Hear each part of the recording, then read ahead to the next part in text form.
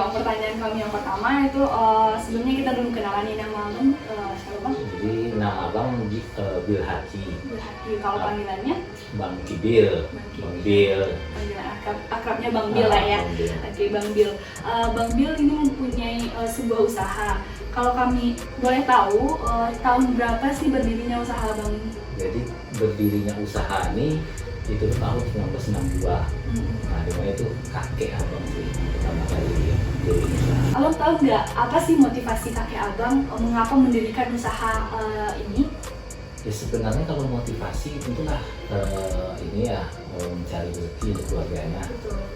Ditambah pada saat itu mungkin kakek abang itu dapat ilmunya bikin mie. Waktu itu kakek abang pernah ke Singapura dapat bikin mie, sedangkan di Pekanbaru pada saat itu belum ada orang yang bikin mie ini, sehingga kalau bisa dikatakan orang pertama yang bikin mie di Pekanbaru ini ya kakek abang. Kalau kami boleh tahu juga Bang, sebenarnya bahan baku dari mie ini sendiri apa Bang? Jadi bahan bakunya itu murni dari tepung terigu, garam, dan juga soda.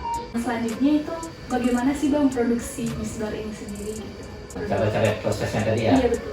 Ya prosesnya tuh seperti yang ada lihat tadi kan, mulai dari ya, pertama kita persiapan bahan lah tentunya kan, persiapan bahan dan lain-lain, memanaskan air dan juga setelah air dipanaskan semua sudah siap, barulah kita aduk tepungnya, kita aduk masuk ke mesin, dipres di mesin, dipotong, kayak tadi itu direbus, baru didinginkan. Apakah ada kendala selama Abang memproduksi ini?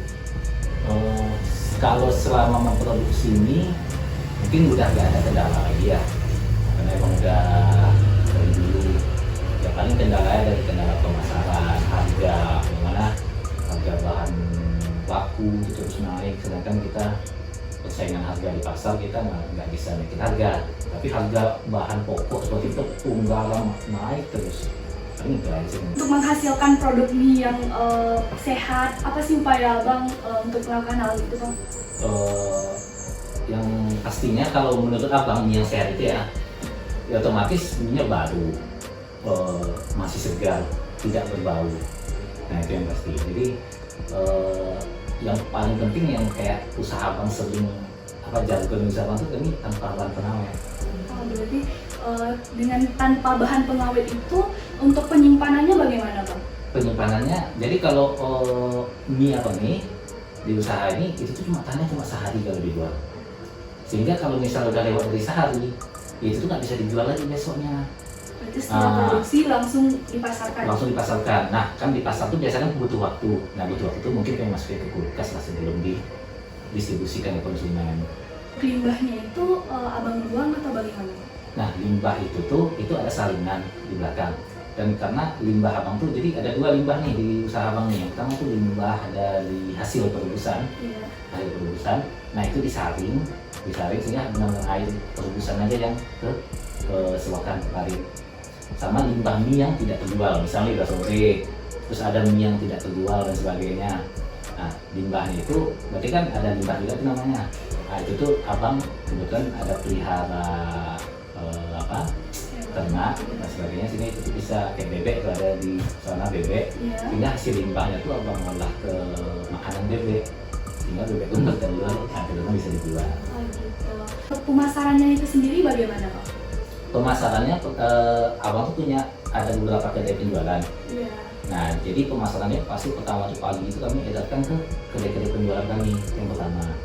Yang kedua itu tuh pengantaran untuk langganan-langganan. Misalnya nasi goreng ini, nasi goreng itu, nah jadi kami langsung antar. Terus yang ketiga, biasanya konsumen yang langsung nelpon pemesanan langsung, itu kita antar. Yang keempat ya karena seringnya di medsos juga. Berarti pemasarannya juga melalui media sosial. Media sosial. Satu lagi nih Bang, kan Abang memiliki banyak karyawan nih. Bagaimana sih dengan banyaknya karyawan, Abang tetap menghasilkan produk yang sehat gitu? Ya, yang penting kita punya standarnya, SOP kerja.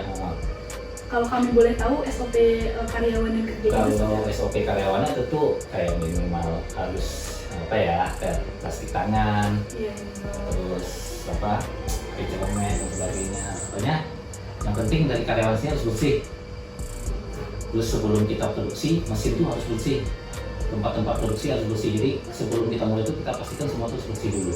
Mungkin itu sih Bang yang dapat kami yang ingin kami tanya-tanya. Terima kasih ya Bang. Ya.